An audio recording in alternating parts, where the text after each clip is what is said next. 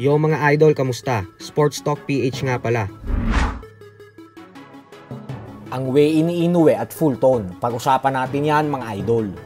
Ngunit bago ang lahat ay huwag kakalimutang mag-subscribe at i-click ang notification bell button for more sports talk.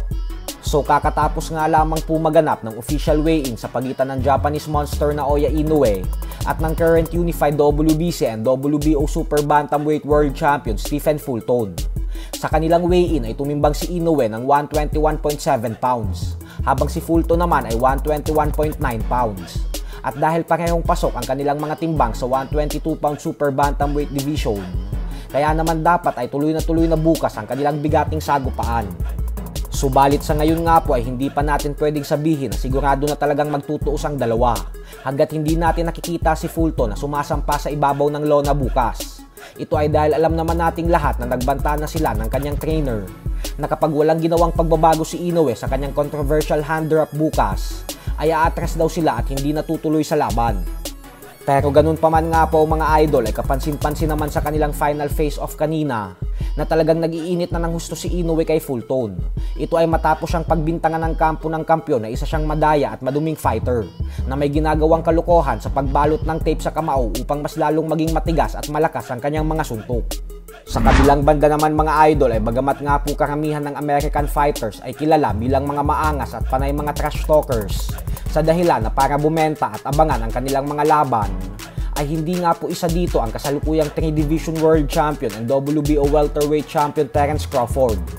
Madami ang bumabatikos kay Crawford dahil sa hindi nito pagiging maingay. Sinisisi ng mga fans si Crawford kung bakit sa kabila ng mga tagumpay nito sa boxing ay hindi pa din gaanong mabenta ang mga laban niya nang dahil sa hindi daw ito marunong mag-trash talk. Subalit sa latest interview nga po ni Crawford ay sinabi nitong hindi niya daw talaga ugali ang mag-angas at mambastos ng kalaban para lamang bumenta ang kanyang pangalan. Sa katunayan umano ay hindi daw dapat nang babastos o nang iinsulto ng mga katunggali kasi mas magiging maganda daw ang sports ng suntukan kung magiging marespeto sila sa isa't isa.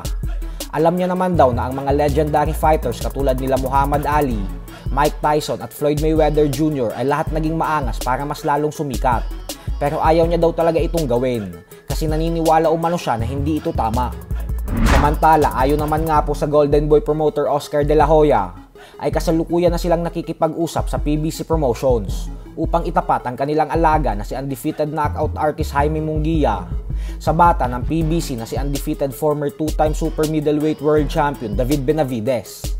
Subalit pangangamba naman ng maraming fans na base sa nakita nilang performance ni Munguia sa huli nitong laban kung saan muntik pa itong matalo, ay hindi pa daw talaga ito handa para sa dekalibreng fighter na kagaya kay Benavides. Mas gusto ng mga fans na makita ang laban sa pagitan ni Jaime Munguia at ng bata ng Matchroom Boxing Promotions ni Eddie Hearn na si Edgar Berlanga. Ito daw kasi ang match na match talaga, lalo pat hinahamon na din ni Berlanga si Munguia. So hanggang dito na lang po muna tayo mga idol. Sports Talk PH, kakaibang laban ng